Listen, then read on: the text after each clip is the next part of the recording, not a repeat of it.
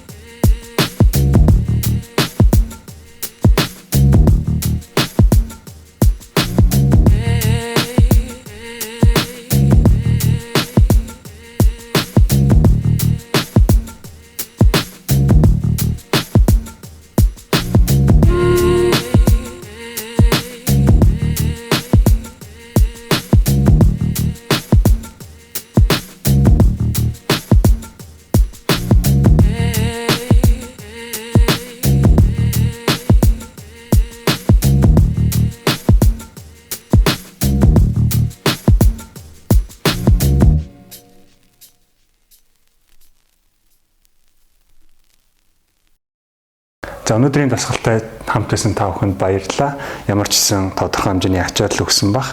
Энэ дасгалуудыг та хийхдээ 7 хоногт яг энэ булчингаа одоо 72 цагийн зайтай эсвэл 48 цагтай амарна гэж бодоод за тэр амарч хоорондоо та биендээ хэсгийн булчингууд юм уу тийм ээ биендээ хэсгийн үеинүүдийг ажиллуулах тийм дасгалуудыг сонгоод хийгээрэй. Маргааш таны бие чинь хүндүр орох юм бол та яг тэр булчингуудаа эргүүлээд сунгаараа эсвэл мөн тухайн тэр дасгалыг дахиад нэг удаа одоо цөөхөн давтамжтайгаар хөнгөө хийчихэд одоо нутришн одоо тэр хоолт хичээлнүүд нь тусан хангажаар дамжуулаад тэр одоо хэсгүүдэд нь очихоор гайг болчдөг.